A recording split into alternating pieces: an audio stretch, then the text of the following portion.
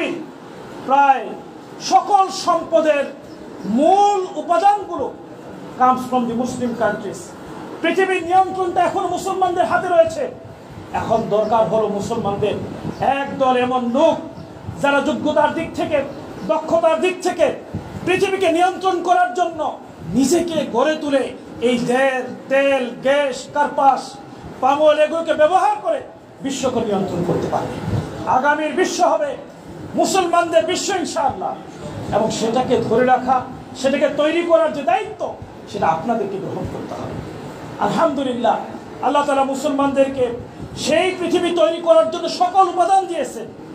খেয়াল করে দেখেন, পুরো পৃথিবীর পেট্রোল উৎপাদনে প্রথম হলো উপসাগরীয় দেশগুলো, যেগুলো অ্যারাবিক কান্ট্রি, যেগুলো মুসলিম কান্ট্রি। ফসফেট পৃথিবীর অন্যতম উপাদান। এই ফসফেট উৎপাদনে পৃথিবীর প্রথম দেশ হলো মরক্কো, যেটা মুসলিম দেশ। রাবার উৎপাদনে পৃথিবীর প্রথম দেশ হলো Malaysia, this is also Muslim country. Tin উৎপাদনে পৃথিবীর প্রথম হলো মালয়েশিয়া, যেখানে প্রায় পৃথিবীর 35% টিন উৎপাদিত হয়ে থাকে।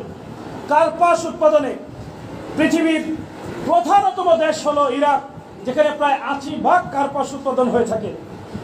কোলাম্বাইট ধাতু নামক একটা বিশেষ ধাতু রয়েছে, যে ধাতু পৃথিবীকে নিয়ন্ত্রণ করে। নাইজেরিয়া, যেটি মুসলিম কান্ট্রি।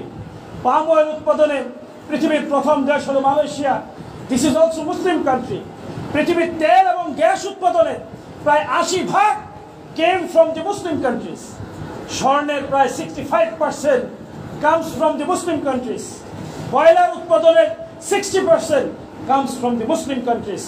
রাবার এবং পাট উৎপাদনের প্রায় 75% comes from the Muslim countries. প্রিয় ভাইরা আমার, এভাবে যদি হিসাব করে দেখা যায় যে পৃথিবীর প্রায় সকল সম্পদের মূল উপাদানগুলো comes from the Muslim countries. পৃথিবীর নিয়ন্ত্রণটা এখন মুসলমানদের হাতে রয়েছে।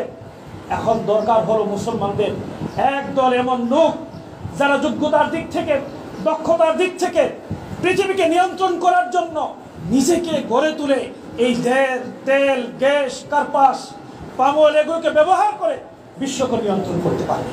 প্রথম যে জিনিসটি থাকতে হবে সেটা হলো দেশপ্রেম। দেশপ্রেম ছাড়া একটা দেশের জন্য নিজেকে গড়ে তোলা সম্ভব নয়।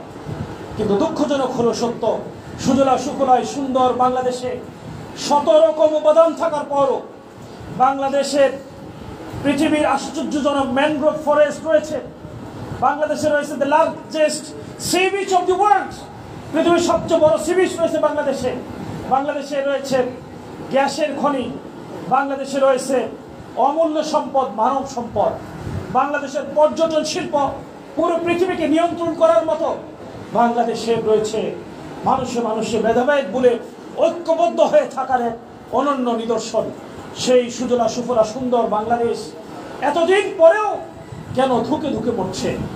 একটা দ্রব্য পণ্যের ঊর্ধ্বগতি যখন শুরু হয়, এটাকে কেন নিয়ন্ত্রণ করা যায় না? এই বাংলাদেশ শুধুমাত্র একদল সৎ, দক্ষ, যোগ্য নেতৃত্বের অভাবে বাংলাদেশের এই অবস্থা। সুতরাং যদি বাংলাদেশকে, সুজলা সুফলায় সুন্দর বাংলাদেশকে পৃথিবীর বুকে মাথা উঁচু করে দাঁড়ানোর মতো কন্ডিশনে নিয়ে যেতে হয়, তাহলে আমাকে আপনাকে দেশপ্রেমে উদ্বুদ্ধ হয়ে এই ধরনের দুর্নীতি বিরোধী শক্তি হয়ে নিজেকে গড়ে তুলতে হবে।